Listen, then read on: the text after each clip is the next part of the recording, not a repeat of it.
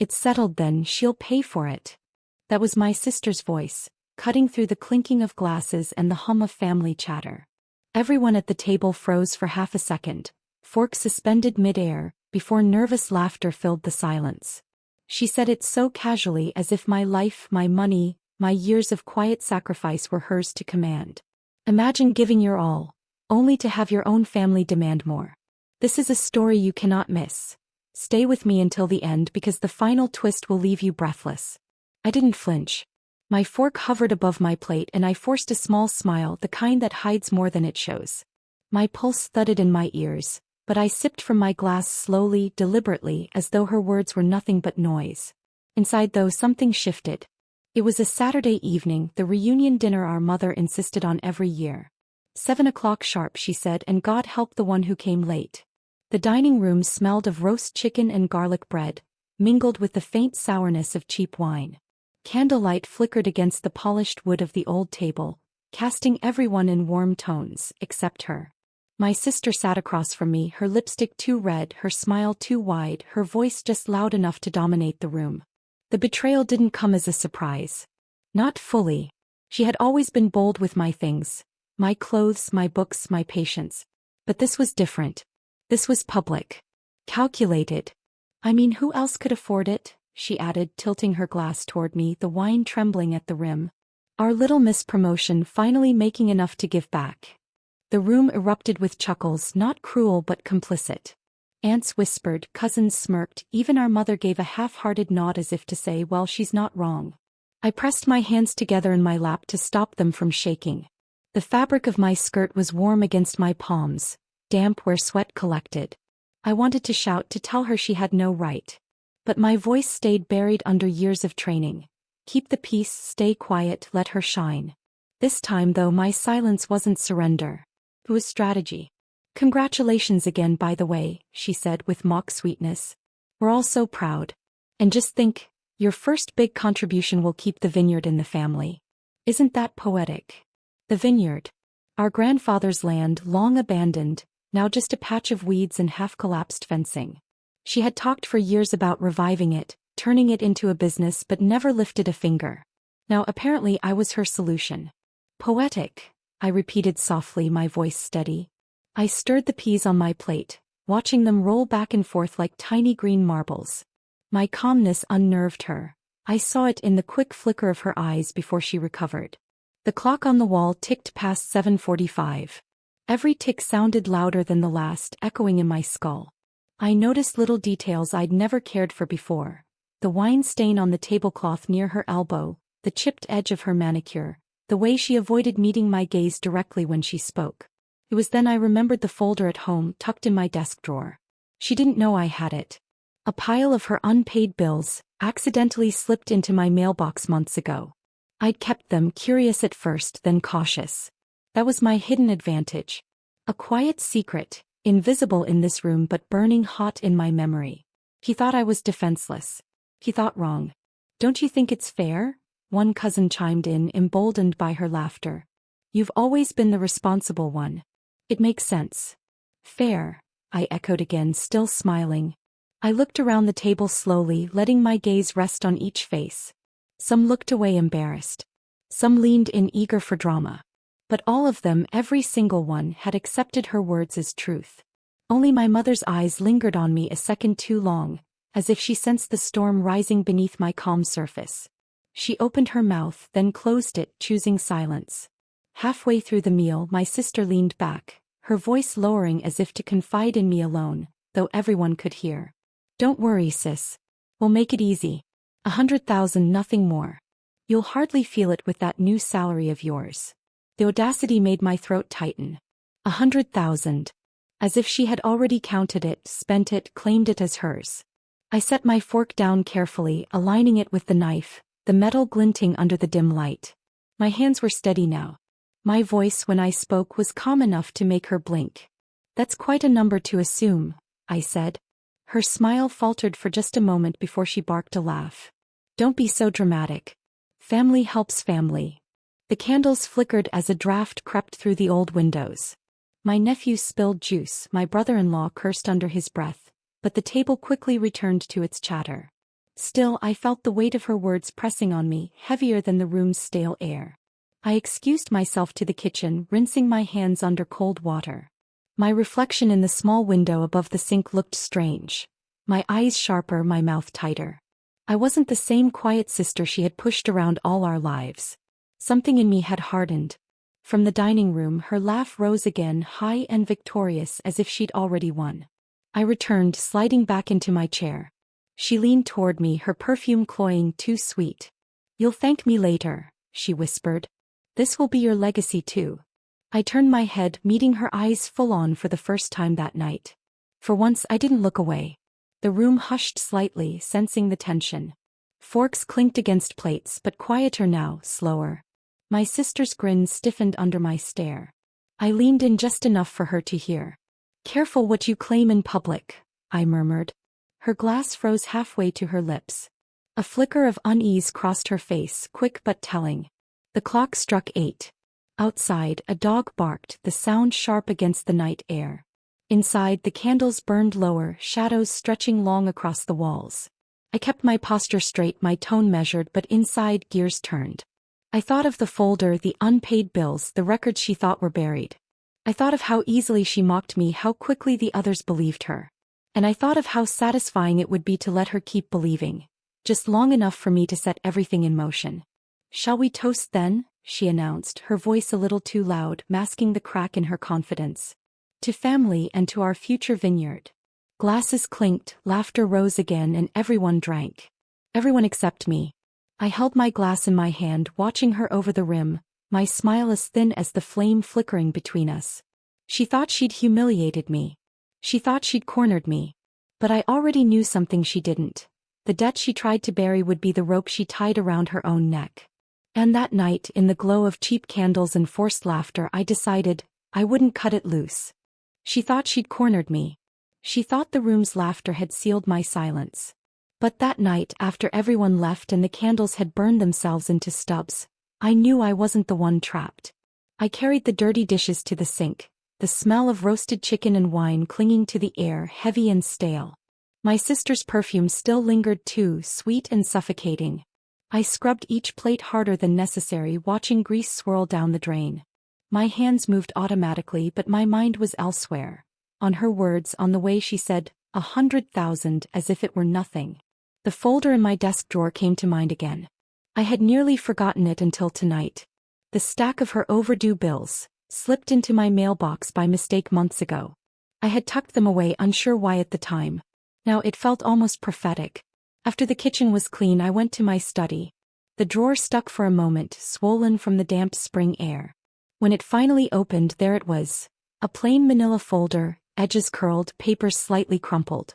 I spread the contents across my desk. Electricity bills, late notices, collection letters. Her name scrawled across all of them.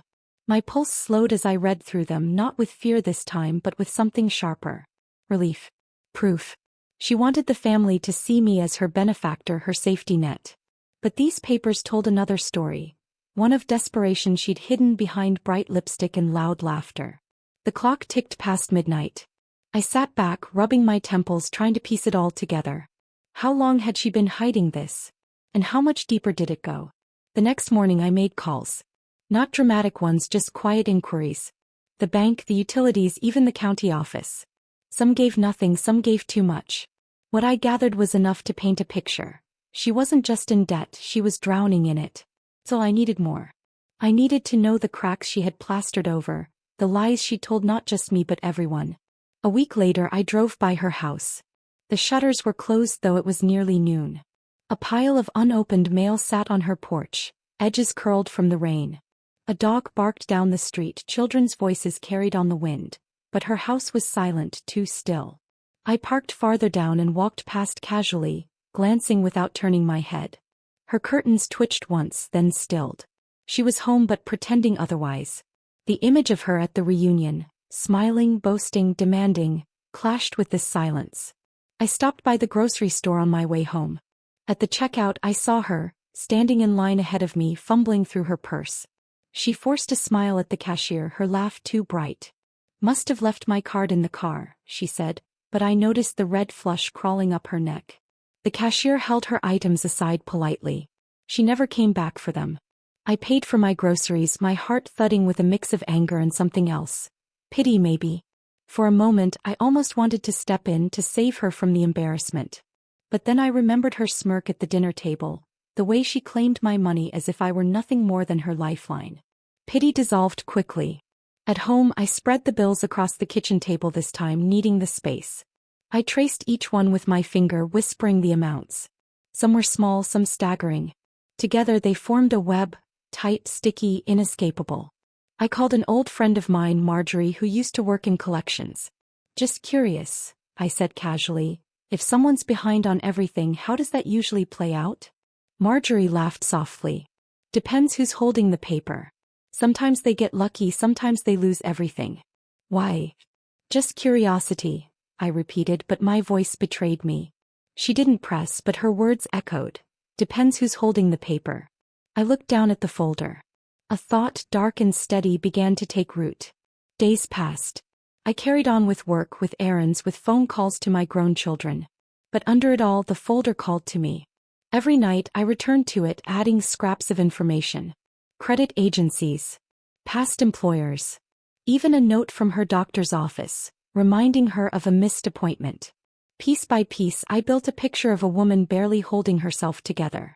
Yet she had the audacity to demand my money, to humiliate me in front of family. One evening, while sorting through the pile, I noticed something small but telling. A letter about a loan co-signed by someone else. My sister wasn't just pulling herself under. She was dragging others with her. That was the first real crack in her mask. And I intended to pry it open. I didn't confront her. Not yet. Instead I tested. I called her one afternoon, keeping my voice light. Thinking about you, I said. How's everything going? Oh, wonderful, she replied too quickly.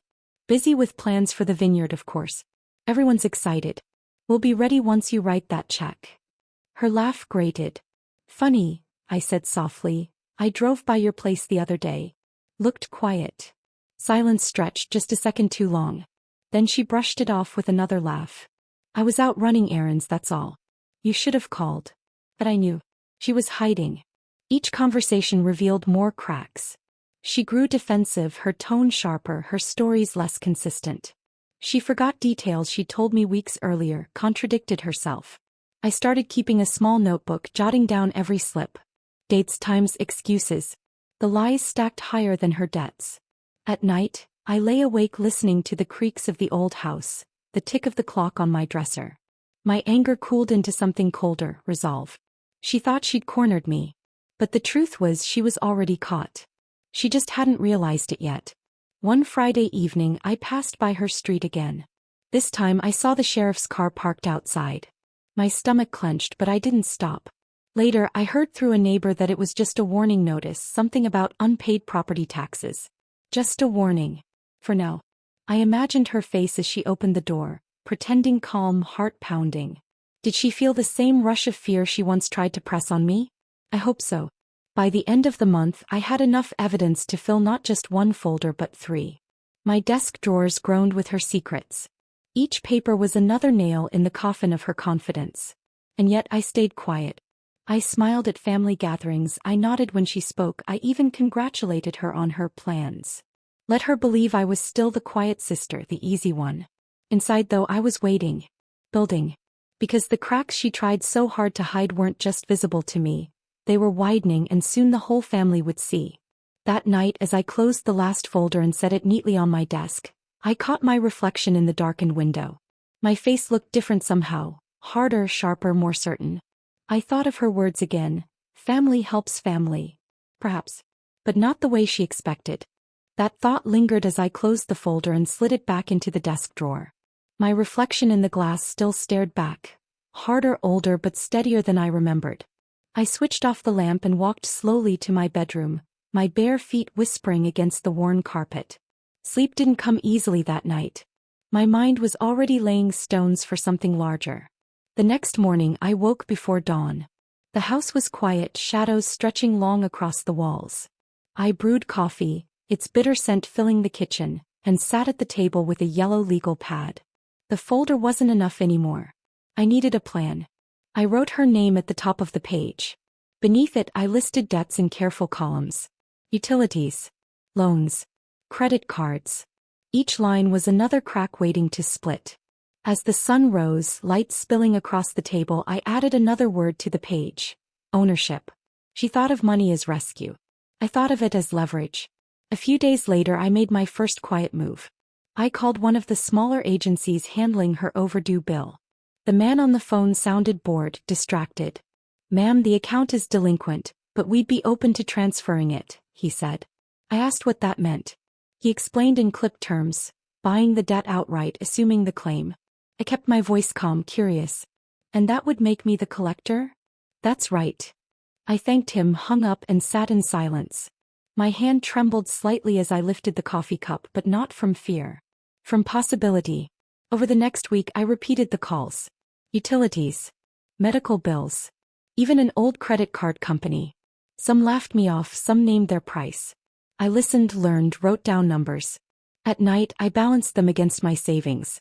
For years, I had lived carefully, clipping coupons, repairing clothes, putting a little away each month. She mocked me for it, called me stingy, old-fashioned. Now those habits gave me power she couldn't imagine. Each time I signed a paper, I felt it, a slow shift like tightening a knot. She didn't know it yet, but piece by piece her debts were becoming mine. One afternoon, I ran into her at the pharmacy. She was loud as always, chatting with the clerk, pretending not to notice the way her card was declined. Her laugh was brittle, a sharp edge under the bright lights. When she turned and saw me, her smile stretched too wide. "Oh, didn't see you there. Need any help?" I asked lightly, knowing the answer. "Of course not," she snapped, then quickly softened her voice. "Just a little mix-up. You know how banks are." I nodded, pretending to believe her, while the receipt still lay on the counter with the word declined printed in bold. At home, I added another paper to my growing file. Not her bill this time. My own receipt, proof of the debt I now held in her name. The folder swelled, heavy in my hands. But something else swelled too. Doubt. Late at night, when the house creaked and the wind whistled through the trees, I asked myself, was I becoming her? Calculating, manipulative, cold? I thought of the reunion, the smirk on her face, the way the others laughed at my expense. I pressed the memory like a bruise. No, I wasn't her. I wasn't destroying. I was balancing. The first time the collectors knocked on her door under my instruction, I wasn't there. But I imagined it. The sharp rap, the papers in hand, her face tightening as she signed without reading. 2 days later she called me. "Can you believe it?" she said, voice high, brittle. "Some nonsense about paperwork. They said my loan's been moved." I told them it must be a mistake. "A mistake?" I asked softly. "Yes," she snapped. "These companies are incompetent. Don't you agree?" I hummed, neither agreeing nor denying. She filled the silence with nervous laughter. By autumn, the folder had grown into a drawer and the drawer into a cabinet. I labeled each file neatly, each debt now mine to command. I still went to church on Sundays, still bought groceries at the same corner store, still answered calls from my children. Outwardly, nothing had changed. Inside, though, I felt the current shift. Each move I made tightened her circle. Each delay I granted pulled her deeper into my control. I didn't need to raise my voice. The paper spoke for me. One afternoon, as leaves fell in rust-colored piles, she invited me for coffee. We sat at her kitchen table, the curtains drawn despite the bright sun outside. "You know," she began, stirring sugar into her cup, "I've been thinking. Maybe the Vineyard can wait a year or two. Things are tight." Her eyes darted toward the stack of unopened mail on the counter. I sipped slowly, watching her. "Tight." She forced a laugh. "Nothing serious. Just a rough patch. Everyone has them." I smiled, the same small smile I'd worn at the reunion. She looked away first. At night, I replayed that moment, her forced laugh, her downcast eyes. She was beginning to feel the pressure, though she didn't yet know its source. That was the beauty of it. But pressure wasn't enough. Not yet. I needed her to lean on me, to reach for me, to realize too late who held the strings. So I allowed small mercies. Extensions. Grace periods. Quiet approvals. Each one looked like generosity but carried hooks buried deep. He thought I was softening. In truth, I was tightening the trap. One evening my daughter called. "Mom, you sound different lately," she said. "How so?" Stronger. Like you're not letting people walk over you anymore. I smiled into the receiver. Maybe I finally learned. I didn't tell her why. Some truths aren't for sharing. By winter I knew she felt the shift. Her voice cracked more often on the phone, her laughter too loud, her excuses thinner. She began avoiding me at family gatherings, her eyes darting, her words clipped. But still she asked about money. Always circling back as if testing whether the check might still come. Each time I gave her the same calm smile. Each time she mistook it for hesitation. She didn't realize it was victory. One night, I dreamed of her house collapsing, walls buckling under unseen weight. She screamed, calling for me, but I stood outside, watching quietly as the roof caved in. When I woke, my hands were steady, my heart calm. Dreams don't lie. The last step was subtle. I arranged the files, cross-referenced the contracts, and ensured every signature tied back to her. I didn't need to raise suspicion. I only needed to wait. The trap was set. Piece by piece, without a single shout or slammed door, I had turned her debts into my power. And she still had no idea. That thought stayed with me like a secret pulse as I dressed for the family dinner. The invitation had come from our mother as usual, but I knew my sister would be there. She never missed an audience. I buttoned my cardigan slowly, the wool scratching my wrist, and looked at myself in the mirror. My face was calm, my hair neat. But my eyes, they were sharper, colder. I barely recognized them. The drive to the old house was quiet. Bare trees lined the road, their branches rattling against the winter sky. I gripped the wheel tighter than I meant to. My hands ached, but I didn't loosen them. In the passenger seat sat a leather folder, zipped shut. The sound of its metal teeth shifting with every bump on the road was enough to steady me. I wasn't nervous. Not anymore. I was ready. The dining room smelled of pot roast and onions when I arrived. Candles flickered in their brass holders, the same ones my mother had used for decades. The table was dressed with a white cloth, ironed crisp, though I noticed a faint burn mark at one corner. Small details. The kind I always saw, the kind she always overlooked. She was already there, of course. Red dress, too bright against her pale skin, her smile wide enough to crack.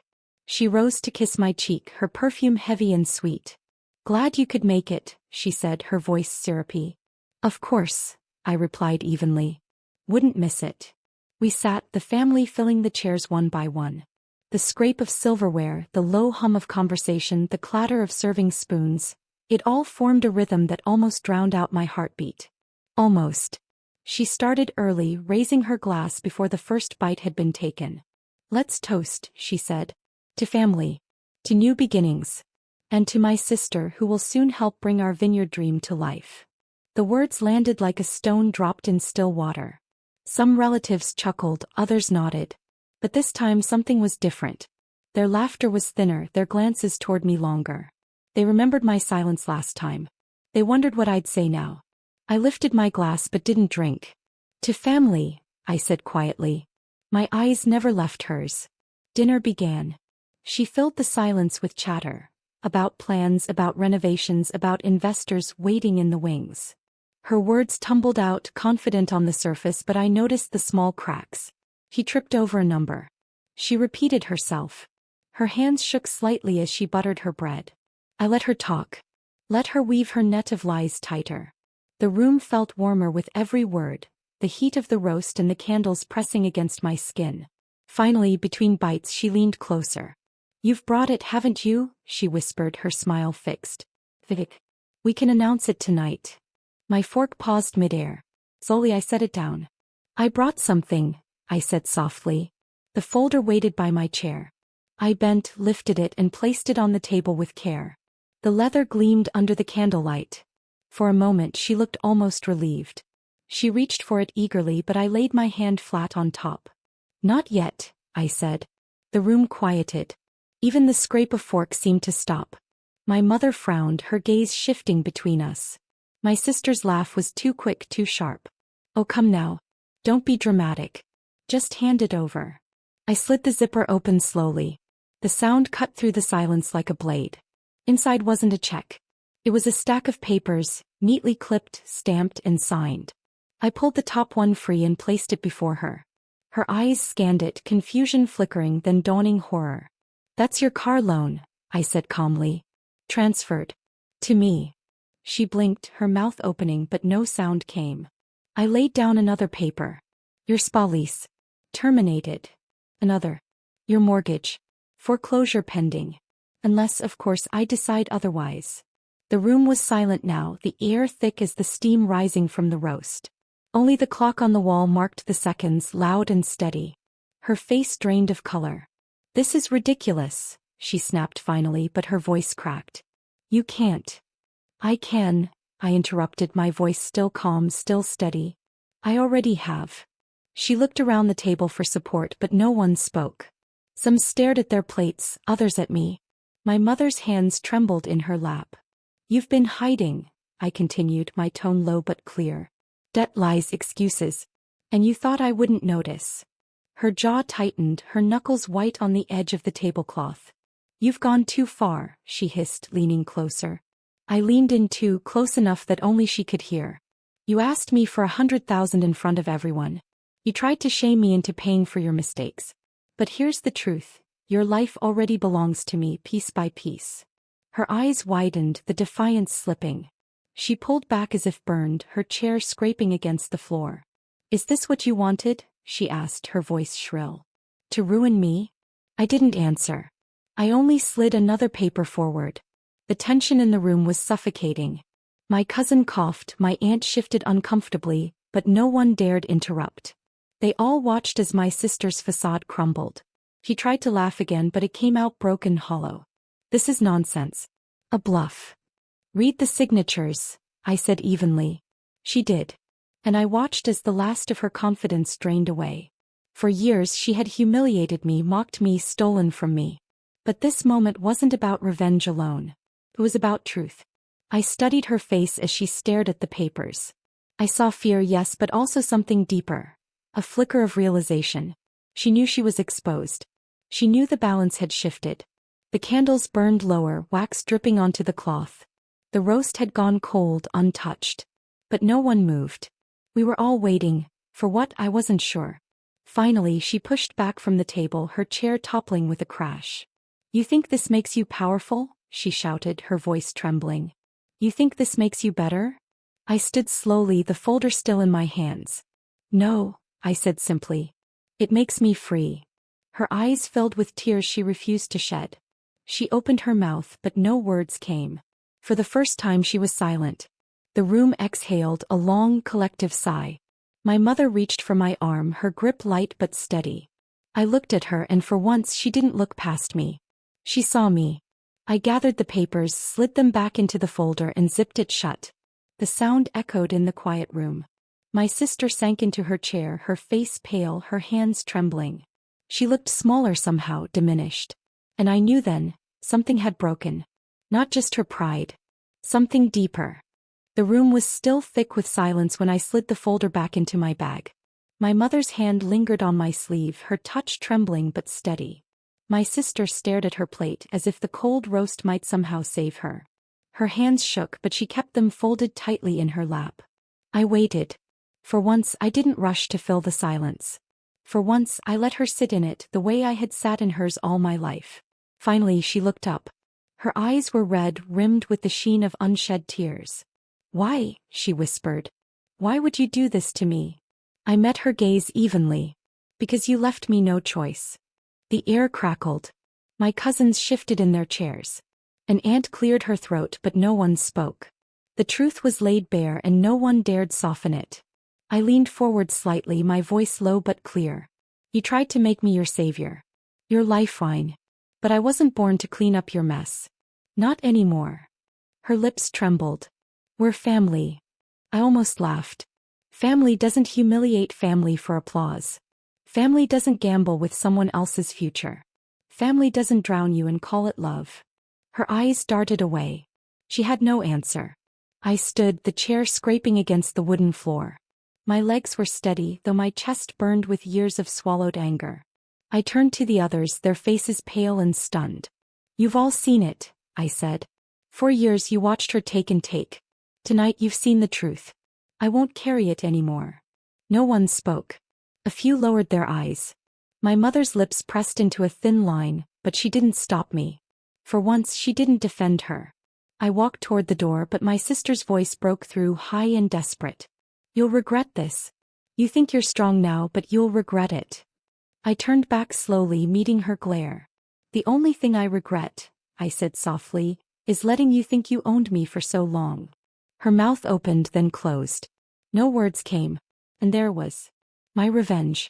Not the papers, not the debts, not even the power. It was this moment, her silence. Outside, the winter air bit at my cheeks. The night sky stretched wide, stars scattered like salt across black velvet. I drew in a deep breath, the cold filling my lungs, sharp and clean. I hadn't realized how heavy the years had been until they lifted. My steps on the driveway felt lighter, surer. Each crunch of gravel beneath my shoes was a drumbeat of freedom. Behind me, the house stood silent. I didn't look back. The days that followed were strange at first.